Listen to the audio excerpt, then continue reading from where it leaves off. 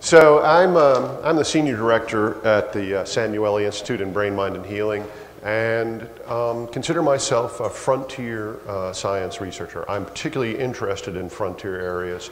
I have a very checkered background. I do have a PhD. It is from Georgetown University, and it's conventional in neuroscience, and I did all that sort of stuff. I also did a couple of companies and pushed the boundaries in wastewater treatment using constructed wetlands, and that's because I like the frontier. So my major job at the Institute is to look at those frontiers, including homeopathy, consciousness, the placebo effect, which I like to think of as intrinsic healing processes, spirituality, mind-body. And some of those things have now become mainstream, especially mind-body. And I believe that all the rest of them are moving towards mainstream as well. However, we continue to do a couple of things in science, and in particular in the frontier areas, that are troubling. One of them is that when we have a negative finding, it's very hard to publish it. And those are almost as valuable as the positive findings, because there's usually knowledge in there. And if we don't publish it, the next person that comes along wastes their time and energy essentially repeating work that we could have saved that time, redesigned the protocol, and done a better job for the next test of it. I'm going to end my talk with talking about the problem with reproducibility itself. So this is not unique to the frontier area, but it haunts us as a community. It also, the flip side of that coin that haunts us is that when we're looking at anomalies, the edges of science, we're constantly coming up with findings that do not fit the conventional dogma, do not fit the conventional wisdom. And those are also difficult to publish. And I think the two ideas are related. So I'm going to spend most of my talk about the work that I have done in my lab and in collaborating labs, so that we have a strong foundation in what I think are the areas, and so that we have something concrete, the areas of research where these edges are, and so that we have something concrete to talk about.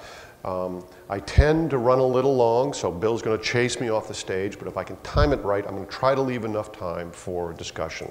The point of this talk is to begin a discussion. And we will not end, I hope we will not end it with the 45 minutes that we have here today, but that this discussion continues on. So one of my favorite quotes from William James, the great philosopher, and I'm sure most of you have read him. If you haven't, read him. The man knew what he was talking about. We never understand going forward. We only understand after we've done it and look back. How do you know it's wrong? Maybe it's just unorthodox. And that's what I think haunts this community, this type of research. It's unorthodox. So one of the things that we ought to all agree upon is what makes for good science. What are the criteria for good science? Because my opening premise here is that not that it fit the conventional wisdom, but that it have these characteristics. That there's some kind of control group. And if there isn't a control group, we say it out loud. I don't have a good control group for X, Y, and Z. That you use randomization whenever possible. The whole discussions this morning about quantum mechanics bring that to mind. Randomization is clearly a significant part of the universe, and if we don't pay attention to it, it will bite us. Baseline comparability. Do your baselines over and over again so that you can see what the intrinsic variability is in the baseline, in the basic phenomenon, because every real phenomenon in the universe have variability. And don't mistake that variability for the phenomenon that you're researching, unless that's the phenomenon you're researching. Report drop data. Report drop studies.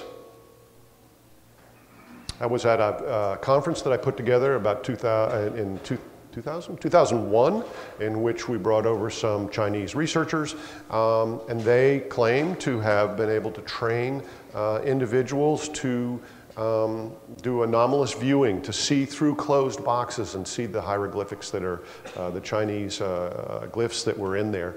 And they found a set of twins who are particularly gifted at it. Dean Radin says he has met them and they are the real thing. Whoops, the real thing. And I certainly don't want to deny their reality, but I was curious about how many people had been trained. How many were successful? How difficult was this to do? And the response was, I don't know. And I thought for sure we'd lost something in translation because he was Chinese and speaking in Chinese through a translator, but it turned out didn't care. It's very important. If this is a true anomaly, if this is a real thing, how common is it? We really need to know that. Effective blinding.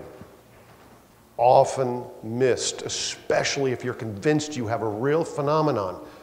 You forget about the blinding. Real important, especially if you want to convince the skeptics. Make sure that when the experiment is actually being run and when the analysis is being done, that the people who are doing that are blinded to what's going on.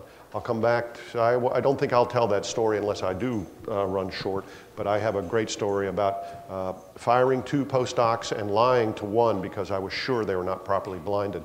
The phenomenon was real, but I couldn't believe it until I was absolutely convinced they were so blinded, they actually thought they were doing an entirely different experiment. Be sure you're measuring the right outcomes. Statistics. Statistics is a relatively new discipline. I do not claim to be anything like an expert in it. I always have a statistician on any research project I do. It will also come back to bite you if you don't do the right statistics. And then finally, the gold standard of science, independent replication. And that's why we need to publish the failed studies as well. Because otherwise, what are we actually replicating? What are we trying to replicate? And of course, I think you've all seen this, and I hope you're all aware of it, but I just want to make sure we are on the same page. These are the gold standards, and I'm talking mostly about healing, medicine, and health, because that's my focus and specialty, but it applies to anything else, really. The systematic reviews and randomly controlled trials, there is, and I'll talk a little bit about this, there is a problem with RCTs. It's a significant problem, and that is that it has nothing to do with the bloody real world. RCTs are a total artifact, but they still remain the gold standard until somebody comes up with a better one. And then, here it is, RCTs right there. And then, of course, the ones that, and this is the causal one. So if you're talking in quantum mechanics where causality is weird, then this pyramid may not be right. But in most cases, case series, qualitative research, and anecdotes are not to be ignored, but they are the lowest quality of research.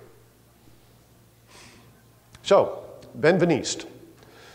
Jacques Benveniste, friend of mine, colleague of mine, passed away a few years ago in a mishap in surgery. Very sad, a brilliant man. Wrote perhaps one of the most infamous papers in all of biological research, if not of all of science. It was published in Nature in 1988. Nature now has an official policy. They will never publish anything on homeopathy ever again. If you check out their blog, you will find that I'm on their blog. They blog against me, and I paraphrase because I'm on the stage and don't want to be mistaken for quoting it, but Dr. Ives should have his funding removed for trying to legitimize the debunked field of homeopathy. Benveniste is on a short track for the Nobel Prize. Graduate student comes to him, postdoc actually comes to him, shows him a homeopathic experiment. Benveniste virtually threatens to fire him if he doesn't go back and do the work he was supposed to do. Guy goes and does it again, brings it back to Benveniste. Jacques says, okay, I'll show you what you did wrong. Went and did the experiment himself and reproduced the effect. Basically, that IgE at high dilutions degranulates mast cells. Now, mast cells are a problematic model, and I won't get into that, but you can sneeze at mast cells, and that's a pun, of course, for those of you who know biology, and they will degranulate. Nonetheless, this work was published in Nature. And a magician was hired to go and debunk it, which produced all the controversy around it, by the way, and 5 labs were asked to replicate it. And I would recommend that those of you who really want to look at science history, go back and look at the actual results from those 5 labs. The claim was that those 5 labs were unable to replicate it, which is not true. 2 of them were able to replicate, and Nature even published the figures showing they replicated it, and underneath the pictures it says, failure to replicate. It's the most bizarre example of you see what you think you're going to see rather than what's actually there. Nonetheless, they brought in this magician, Randy the magician, well known. Again, I'm familiar with him. And by the way, I'm a card-carrying member of the Skeptic Society. I'm a founder of the Washington, D.C. Skeptic Society. There's nothing wrong with being a skeptic. Randy, on the other hand, in my opinion, went overboard. He invalidated the claims. I'll argue about that. Developed this controversy and division. 2 good replication attempts were done, as I say, in the science, in the Nature controversy. But the bottom line was it destroyed homeopathic research in France. It destroyed Benveniste's opportunity to get a Nobel Prize. Almost did his career in, but he didn't care. He loved controversy in itself. And he's since moved on, well, he has since moved on. But at the time that I was referring to here, he was doing histamine and CD3 cells, which was his specialty. He was an immunologist. This is not his work. This was done in 1991, so we're talking a few years later. St. Laudy et al. But I love the figure because it's so nice and regular. And I was sure this was crap. And when Wayne Jonas and I started the Samueli Institute back in 2001, I stuck up my hand and I said, Wayne, I will test homeopathy. Wayne, if you don't know Wayne Jonas, he's a physician and practices homeopathy himself, and I've known him for 30 years now. And for the previous 20 years, I'd been teasing the hell out of him about doing this stupid idea of homeopathy. So he knew I was prejudiced, but I am in the end a good scientist. And I said, I want your handshake that I'll go wherever the data was. And he looked at me and he got a big grin on his face and he said, deal. The data led me to this.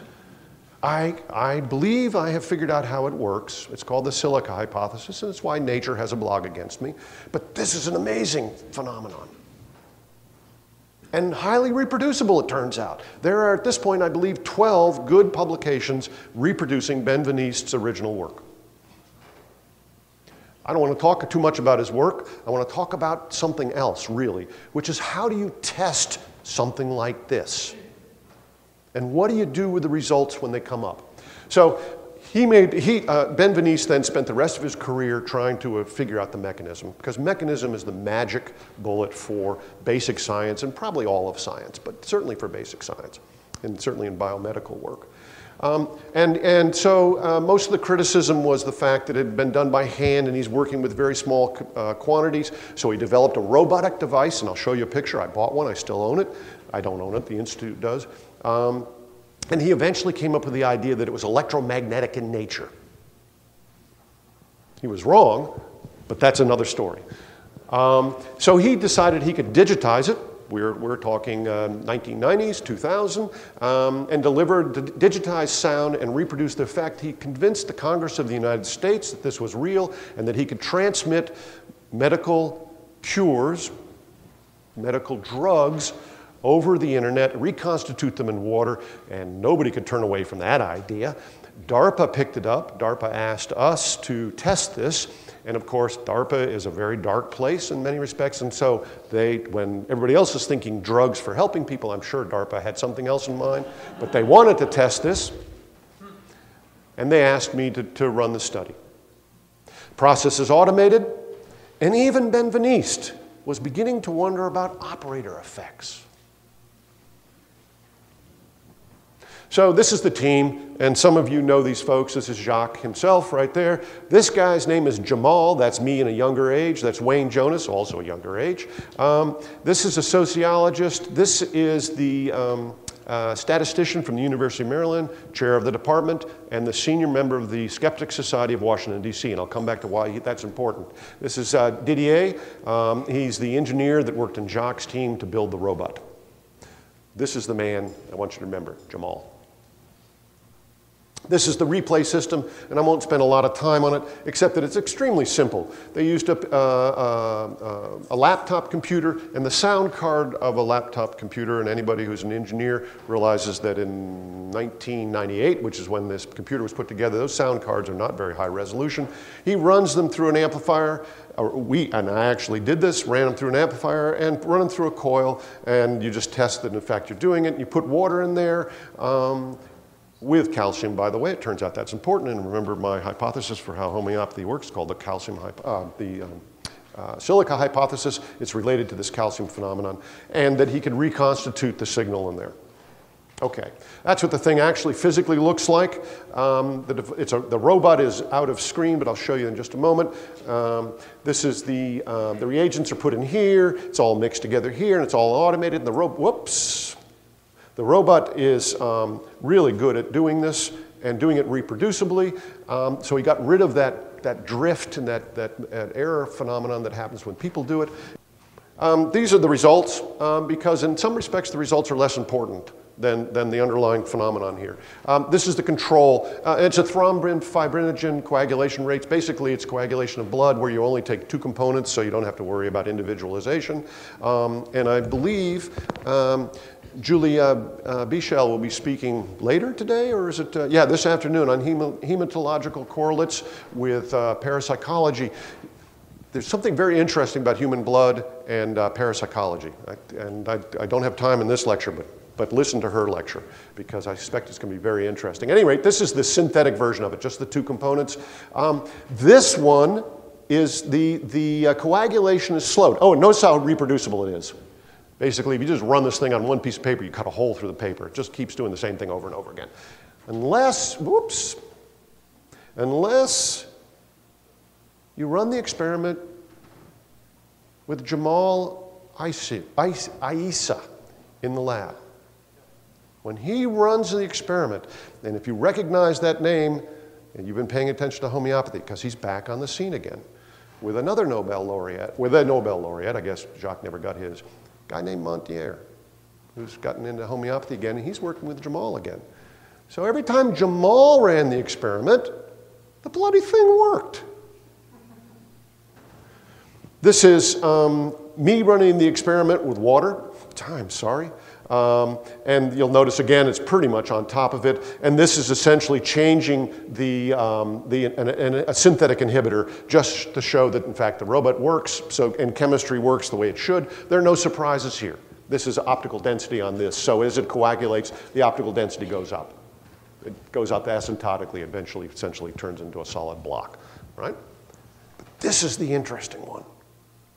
Right here. And he could do this every time. And this is not a trivial difference, right? Chemistry is very reliable. It works the same each time. So here's Jamal, here's the robot. Jamal's a happy guy. We're in a secured military lab, by the way. I have total control over this environment. I have absolute control over this environment. I have control over the people that are there. And in fact, one of the arrangements we made with Jacques and his team is they could not, and they signed the document, they could not be within 200 yards of the experiment when it was actually running. Now, it turns out he lives in France, so that wasn't a problem. He just went back to France.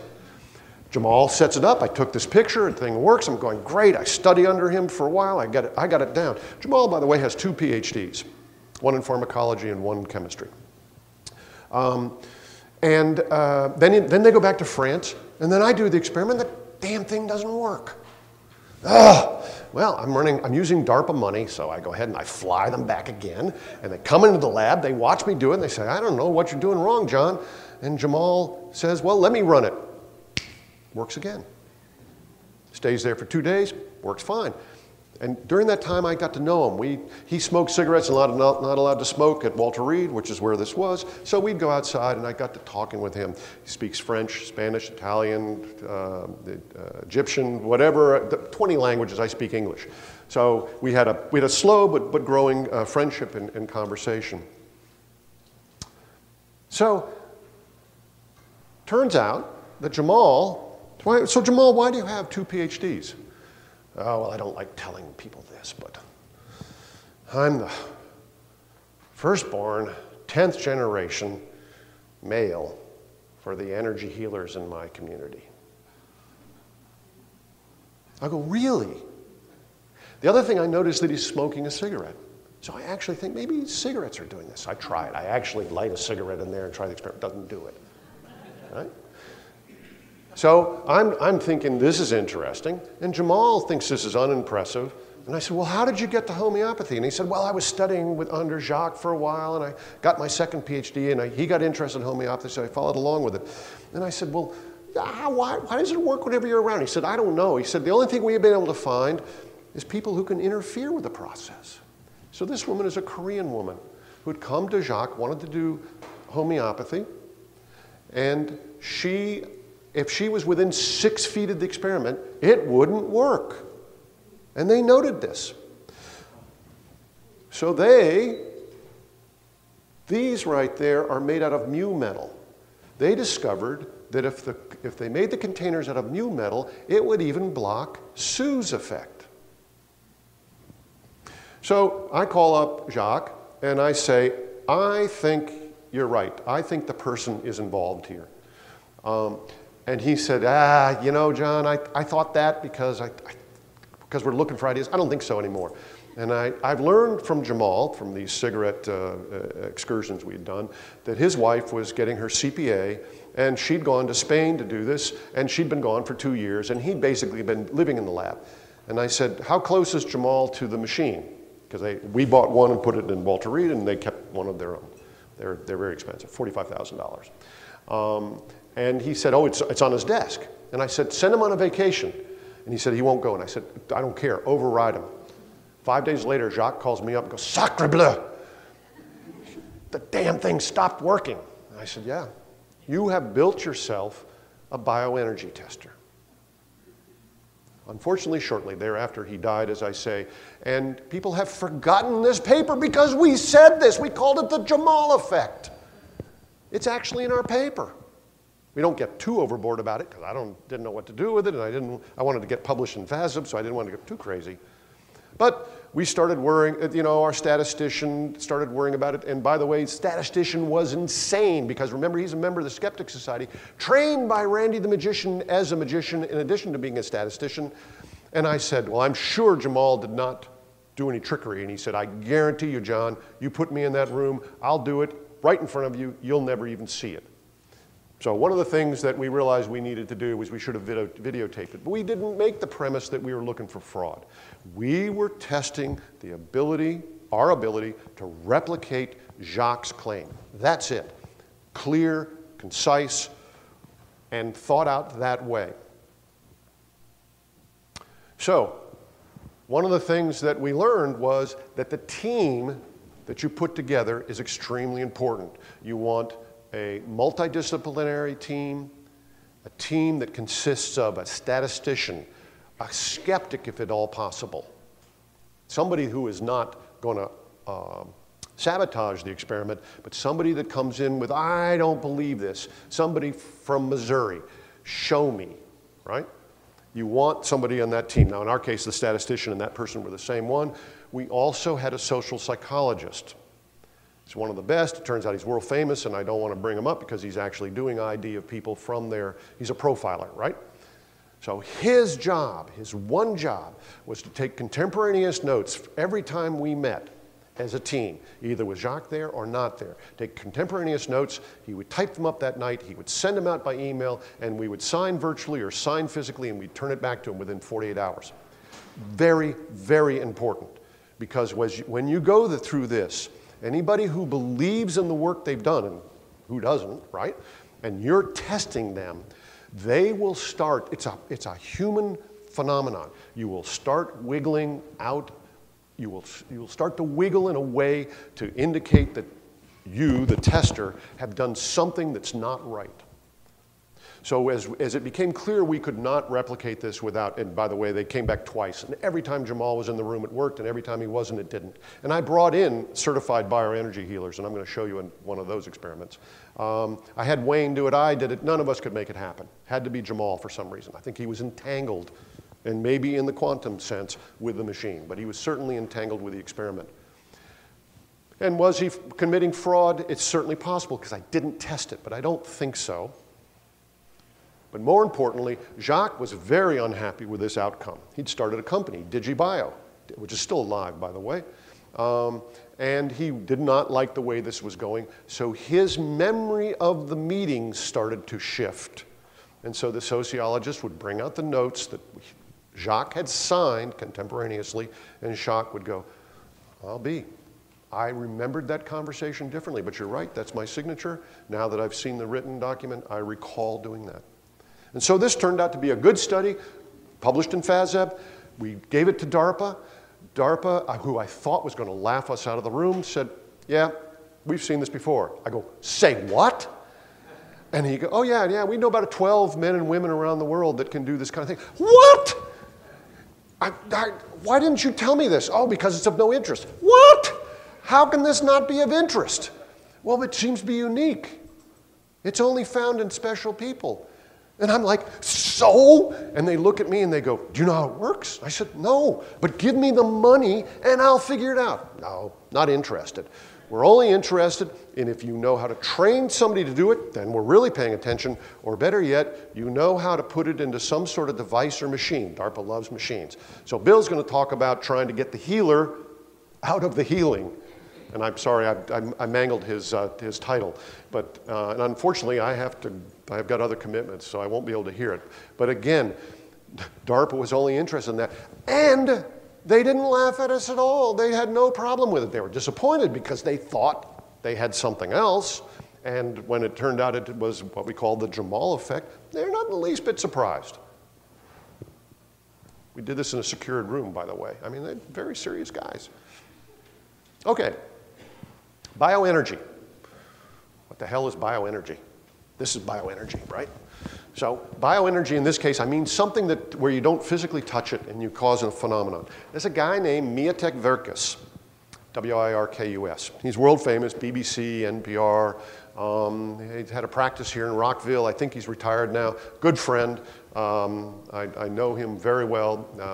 Very interesting guy, and I've got stories that are really kind of interesting. And again, I'm being told by my boss, Wayne Jonas, that this man can heal people just by generating bioenergy. Oh, come on.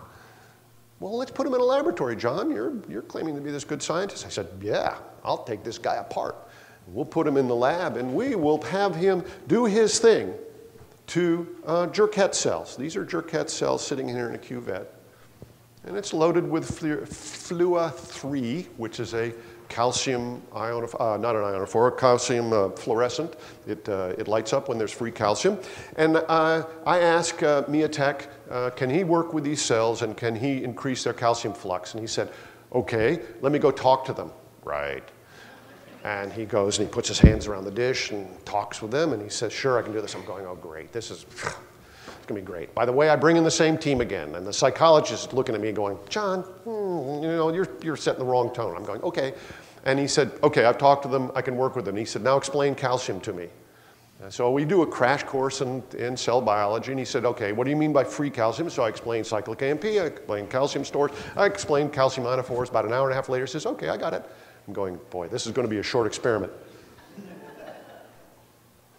2 years, every Wednesday, except when it hit Christmas and Easter, he's Catholic, and once when he was sick and once when his dogs got sick. Every Wednesday morning, he came in at 10 o'clock and worked until 12 o'clock. And every time, he put his hand around Jurkat cells, 15 minutes baseline before he shows up. There's the baseline. 15 minutes, bioenergy treatment. We followed by sham with and we did sham no treatment controls. And every time, he produced a 15 to 25% change in calcium. Every time, every Wednesday, for 2 years. Again, military lab. I really am getting ready to pull my fingernails out. I mean, how can this be? This is totally weird to me. But I am convinced this is real because it's reproducible, at least in my lab, and other people have claimed this. And we actually did it with heat shock protein because I got interested in underlying mechanism. So we asked him to block heat shock protein, which he effectively did. And you know, basically once he understood the cells and after he talked with them, He could do almost anything I wanted him to do with them. It was the most extraordinary thing I'd ever seen. And I said, so how do you do this? And so he goes, well, I pass God's love through my heart chakra. And I'm going, boy, how am I going to test that? So I say, well, you know about Jesus Christ, right? And he goes, yeah, of course. And I said, well, you know, Jesus is said to have done some of those things. What do you do that's related to that? And he said, oh, Jesus was like this. I, of course, burst out laughing, right? He was literally doing that, and I don't think he meant to do quite that, but I burst out laughing, and he sort of looks at me, and he said, but what I do is just like this. And I said, thinking I'd get a joke or a little bit of laugh at him, I said, have you ever tried to change water into wine? He goes, yes.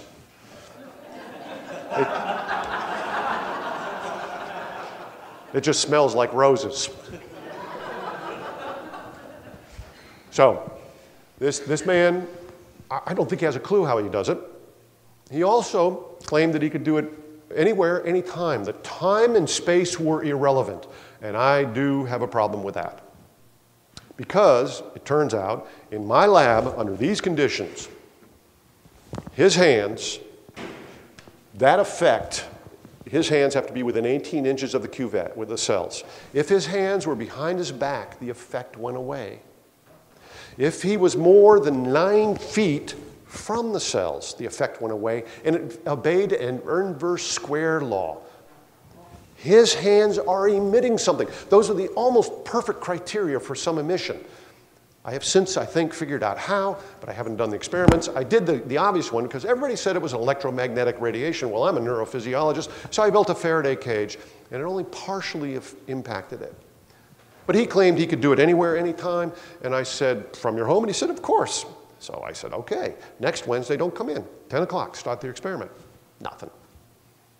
So he calls me up an hour and said, so how did it work? I said, it didn't work. And he said, I don't have good communication with him. I'm going, right. And I said, how do you need that? And he said, send me a digital picture. I sent him a digital picture. We run the experiment again. This experiment ran until about 4 in the afternoon because it never worked. So he said that didn't work. So he needed a live video feed. And none of that worked. I am absolutely convinced this man's the real thing. I'm absolutely convinced these things really happen. Jamal was one. Miatek was one. By the way, both of them were born with it. The other phenomenon that probably many of you know is that some sort of near-death experience can sometimes bring this on. Miatek was identified when he was about 6 years old. I don't want to digress to that story. Jamal, as I told you, firstborn, 10th generation healer, right? He had the Force with him. He's clearly a Jedi. And so those guys were born with it, and they're super powerful. I actually can, if you're interested, I could talk a little bit about what I think is going on, but at the time, I didn't know, and as we all know, we suffer from funding and time. You only have so much time. I spent 2 years on this. I spent all my NIH money, and we published it, and I haven't had a chance to go back and test my current theory on how it works, although I will tell you what it is. And I'll show you some data in regard to that. And somebody else is talking about this very subject, biophotons, a little later. So this one is a little story. I tell this story to my graduate students in medical school at Georgetown. I'll only do one at a time? Okay, you're going to have to do a visual memory. So remember this side, and I want you to look at the light, the cells, and how they're lighting up. This is the fluo 3. It's sensitive to calcium concentration. More calcium, brighter lights, right? So every one of these cells, it's got a calcium free, and every one of them that pops is just suddenly released calcium, okay? If you go back and do the other one, Mark, for me, thank you. Yeah. Whoops. Now you got them both going. I got them both going. Okay, perfect. So you get a real-time comparison. 20 seconds, laser interference microscopy, military lab, best laser interference, thank you, Mark. Best laser interference microscope you can buy. It's got its own software to analyze what's going on. And I want you to memorize or remember what you saw and see if you see any difference between them. You guys see a difference between the left and the right? Come on, don't be afraid. Somebody say yes or no. Yeah. The one on the left has fewer cells lighting up. I'd never have published this because I didn't replicate it and because there's some problems with this system, blah, blah, blah, blah. But the one on the left is before Miatek entered the room. Same cells, same dish, same situation. I was just setting it up. I was just doing the baseline. This is 60 seconds after he enters the room. All he's done is enter the room. And I'm running it because I was running this, my baseline, and he walked in. 60 seconds after he's in there, these things start popping. So he's radiating something that they're responding to. Okay? Oh, it's kind of cool. And, you know, I was thinking about repeating it, but turns out that time on this microscope is super expensive, and I didn't do it. But I got interested in another phenomenon. I have a good friend, went to graduate school with him, one of the world's best neuroscientists, and met me at Tech, knew what I was doing, thought it was all garbage, and I said, so I need some help with analyzing these images. Now, I'd already run them through the computer. The computer had said there's 25% difference between the two, and I'd like to know what you think, John. His name's John, too. And John spends 25 minutes, because I start timing it after the first few. He goes back and forth, studying it and looking at it. He said, there is a difference. I said, really? I said, God, can you tell me what you think it is? And he said, well, I'm going to guess this is about 25% brighter. He's right on the button, agrees with the computer completely. He said, what was the treatment? So he knew who Miatek was. So I say, Miatek Verkus. He goes, let me see those again. To this day, 4 years later, he denies there's any difference between those two images. This is such a threat to his worldview that I believe him. He doesn't see the difference anymore. This is why it is so important that we publish negative and the positive data. Okay, so we've got these phenomenon, homeopathy, bioenergy, and you all have seen this. I think Bill was even talking about it. You know, we got this outcome, we got this input, and we have no idea what the mechanism is. So this is Dean's work from 2000, Nelson's and Dean's work from 2000. Most of you are familiar with it. This is the random number generator work. I think this is RNG work. Yeah, this is the RNG work. And you'll notice these highly significant shift in RNG work. And yet it is still denied that people can interact with RNGs. This is a systematic review. This is extremely good data. For some reason, Dean has pointed this out, it's always a curiosity to both of us. There was a huge jump in the 70s, and then it sort of died off, as did the funding. Nothing is so firmly believed as that which is least known. When we bring a prejudice to the stage, and we bring a dogma to the stage, we will defend that. My colleague, my student, my friend, one of the best neuroscientists on the planet, can no longer see the difference in the images, because it makes no sense to him. So what does this have to do with biophotons? I'll only spend a few seconds on this, and it's not Bill. Who is talking about biophotons tomorrow? John Cruth is going to talk about healing and biophotons. So I don't know, John, if you're here, stick with that, man. There's something in biophotons. So I've been doing a lot of work in this. I built a couple of labs, written a few papers. The labs in the Netherlands, this is natural light. Whoops, this is natural light in a dark room, and this is 60 minutes later with a high capacity CCD, which shows the light coming from the back of his neck. We've done all kinds of experiments. Meditators really wanted to, serious yoga meditators really, and I do this, I don't mean to denigrate them at all, I do the same thing, wanted to show that they had light radiating from them everywhere, and in fact they're almost totally dark if they're really good at it. And that's because the light is related to reactive oxygen species. When they get in deep meditation, all their inflammatory markers go down and the light goes down. So, the fact that that's just a result of the high energy reactions doesn't bother me at all. I still think there is information in those, and I think that's what Miatek was doing. That's what's coming from his hands. And I want somebody to do that experiment. So we have started some of this work, and hopefully this one, Mark, I'll be able to do. But I want you to hear the sound of light.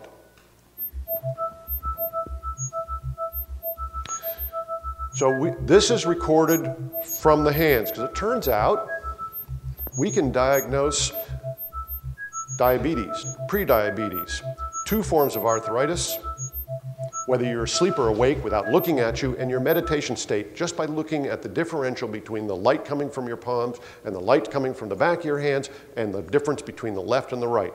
And all we did is capture that from one of us and then bin it. There's no manipulation here. This has just been binned into either 0.05 second bins, 0.25 second bins, or 5-second bins. That's all. This is spontaneous, ultra low frequency light emission. Nothing magical about it all. Does anybody notice anything interesting about this? I thought it would be noise. It's music. What the heck is that about? And I'm being dragged off now. These are the lessons learned: interdisciplinary team, specialist, statistician, skeptic, social management. Sorry about that, folks. Do not underestimate the importance of this for doing controversial stuff. Systematic literature reviews. The institute, my institute's become experts in this. We have something called a reel, which is rapid. We have a search one. These are the usual suspects. File drawer. No reason that we shouldn't pay attention to that. And of course, the publishing bias. Who wants to publish negative data? We need to get over that publishing bias. This is Bill Taylor's stuff, and we were unable to replicate Bill's work. Why? I'm not sure. But this phenomenon is amazing. And I'm now participating in a group out of Santa Barbara that's taken a good, hard, close look at this.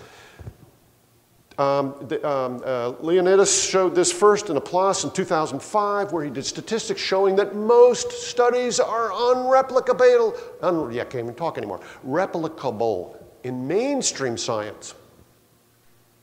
And then this was done in Bayer Healthcare, replicated 2/3 of 67 researchers in the fields of oncology, women's, and they failed to replicate 2/3 of them. I didn't say that right, but you can read it faster than I can say it. This is pharmaceutical industry. These guys make trillions of dollars based upon their basic research, and they can't replicate it. The most interesting, or the newest one that I'm aware of, and there may be new stuff now, is in Nature, 2012. Amgen tried to replicate 53 studies they considered landmarks to the basic science of cancer, and were only able to replicate 6. So just because you're an anomalous work and you have difficulty replicating it, don't let anybody knock you down for that. This is a problem of reality. This is a problem of science. I'm not sure what that's about, but it is throughout science. This is not unique to our field. Thank you very much, ladies and gentlemen. Thank you, John. Quick anecdote. A couple months before he died, Jacques and I were having lunch in Paris, and he was still yelling and bitching about Jamal. And I said to him, but doesn't that make it more interesting? And he said, no. I want replicable, simple, straightforward. And by the way, I just think he was mistaken on the EM part of it. Homeopathy the summary of it is basically sloppy pharmacology. It is nanopharmacology, and the industry, the pharmaceutical industry, not through homeopathy, but has realized that nanopharmacology is the future. And that's what Hahnemann discovered by accident, was essentially nanopharmacology. And finally, because I have the mic, we have to talk on the side because I'm not finding a difference with distance, but we'll talk. Yeah. Yes, John, I'm wondering if you could go back to your early slide, because I'm thinking the one with the waves that you pointed out, or the real early one.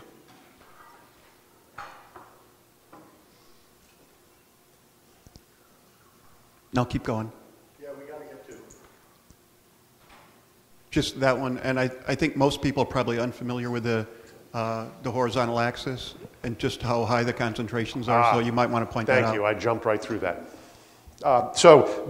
This is called 59C, which means centesimal, so it's 59 100-fold dilutions, which translates to 10 to the minus 120th molar. there is statistically 0 probability of there being an active molecule there. So that would be, if you go from the 12C where the molecules end. And Yeah, so all the molecules are gone, as you point out, right here. If Avogadro was right. I'm not questioning Avogadro. And yet it appears on this rhythmic phenomenon. And going back to your allusion to early biophoton research, I'm wondering if you're familiar that Gurwich's work was confirmed by 2 people paid by Siemens, one of whom was Dennis Gabor, who won a Nobel Prize for holography in 1970, I believe it was. Yeah. Biophotons, they're going to be the future, folks. It's this figure I wanted to ask about. I've never seen possible explanations for the alternation. Yes. And I don't have a good one for that. But when we look at the silica that is present in that, and it comes from the chambers that they're made from, the silica seems to change its configuration and apparent free solution concentration with this rhythm, and I have no idea why that is so. And that could be an epiphenomenon. That's the same mystery. Yes, I do not claim to. There is still mystery here, folks. Don't worry about it. There's a lifetime's worth of work here if you want to go into it. Just be ready for the slings and arrows. Thank you very much, John. Thank you.